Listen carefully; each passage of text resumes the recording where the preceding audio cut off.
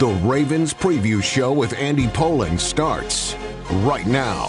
It wasn't perfect, it wasn't pretty, but it was the Ravens. Listen to all Ravens broadcasts right here on 6:30 a.m., the ESPN 630 app, or ESPN630DC.com. And with 1:17 left to play, the hay's in the barn. Now, here's Andy Pollin. Ravens, after an 0-2 start, have reached 2-2, and they hit the road for Cincinnati this week. That'll be a 1 o'clock kickoff. Our coverage here on ESPN 630 will get underway at 12:30. This will be the 58th meeting between the Ravens and the Cincinnati Bengals, with the Ravens leading the all-time series 30-27. They won both games last year. They won the first one in Cincinnati on the 17th of September, 27-24. And then in November, they won in Baltimore 34-20. And they hope to keep it going this week against the Bengals team that is probably desperate. They're 1-3 on the year. They allowed the Commanders to go up and down the field on them in a Monday night game a couple of weeks ago. Joe Burrow is coming off a wrist injury. There's some question whether he is fully healthy, but this is a really big game for the Bengals. Well, it's just a big game for the Ravens, and the Ravens will get to see them in not too distant of the future. To catch you up after the 0-2 start and the crushing loss where they blew the 10-point lead in the fourth quarter against the Raiders, they went on to beat Dallas, although they had to hold on to win that game as they were up 28-6. They won 28-25. And then last week, things seemed to look right in a Sunday night game. They blew the doors off of Buffalo 35-10, an unbeaten Buffalo team. So that was very key in that they beat a good team. They beat them at home, hitting on all cylinders, scoring, defense, the whole thing. It looks like they are playing like the Ravens. Now, after they get through with the Bengals this week, they're back home for the game against Washington. That game wanted to be flexed by NBC, and CBS said no, so it will stay as a 1 o'clock game a week from Sunday. Then they go to Tampa Bay, a Tampa Bay team that collapsed on the road last night, losing to Atlanta, giving up 500 yards passing to Kirk Cousins. Then they go to Cleveland. They're home against Denver, and then they get Cincinnati at home after that. So this is a big stretch here for the Ravens and a big game for the Bengals, as Joe Burrow pointed out in his news conference this week. You got to be aggressive out the gate. You can't let the game come to you because your possessions are going to be so limited. I'm going to have to play damn near perfect. That's how I'm preparing. So it's an exciting opportunity. It's a big game. It's a big game. We know what our record is. We know the opportunities we have going forward, but it's our first divisional opponent. We're 1-3. We need to get this one, and it's a big game for the Bengals. Damn near perfect. That's the headline. Damn near perfect. That's what he figures he has to be. Marlon Humphrey in the secondary for the Ravens figures that, that is the key. If he is damn near perfect, they're going to be tough to beat, but they're going to make sure that he's not damn near perfect. The biggest thing is, it's Joe Burrow and the receivers. If you can, you got to win those matchups. I think, the biggest, task this week defensively will be, RDBs versus their wide receivers. I think it's a tough task, but that's the biggest thing. Joe Burrow is, a top quarterback in this league.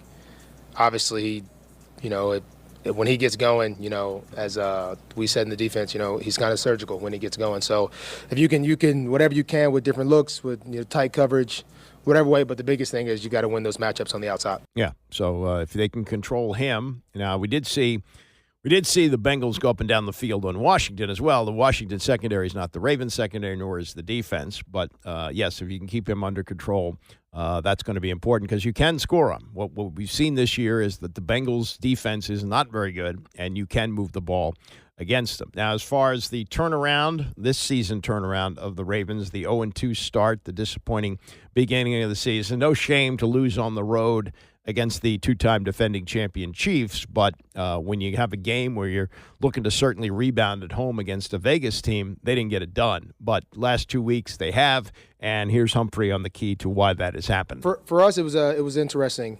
Usually, you lose two around here, it usually gets a little funky. But I think the biggest thing that I noticed that I thought was unique, as you try to dig into, you've lost two straight, kind of what's going on. when you looked at things, it was very simple things that were kind of being the problem. So it was I like that we didn't really freak out. We kind of were like, we're doing some good things in practice. We're doing some really good things in games. We just got to get these select few plays better. So we kind of just stayed the same course. We didn't like hit the panic button.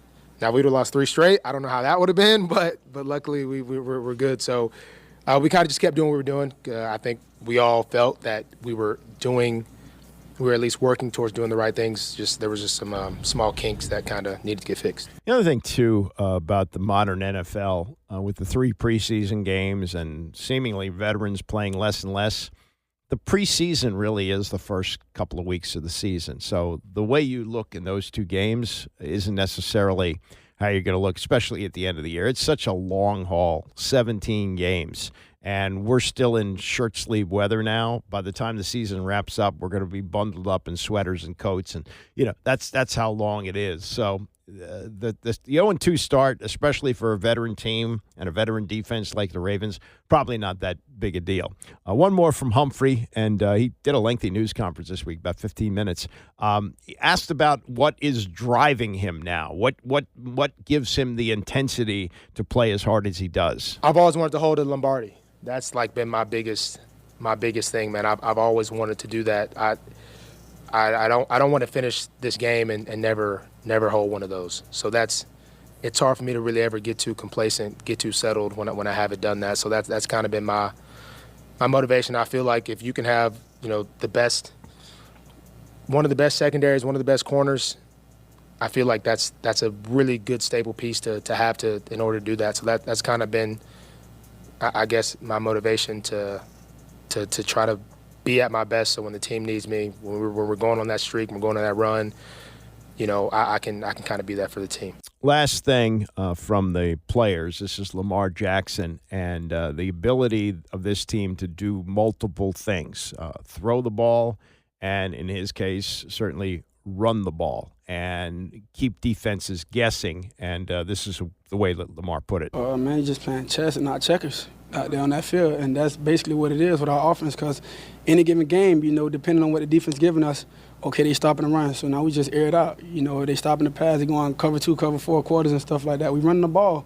So it's like it's hard to defend us. That's what I believe. Yeah, Mark Andrews has hardly gotten the ball. He was such a big weapon for them, and maybe by the end of the season. But they're running the ball so effectively right now that they're not using all the weapons that they have, and they have them available, as he says. If they shut down the run, we throw on them. If they shut down the pass, we run. So things are looking much, much better for the Ravens. And as you look at the division, they're in second place now off their start. Pittsburgh off to a 3-1 start. We'll see how well they do. I mean, there's questions. Is Justin Fields going to be the quarterback the rest of the way? How much is Russell Wilson going to play? It's are they playing above their heads right now at 3-1? And could we see a bit of a collapse?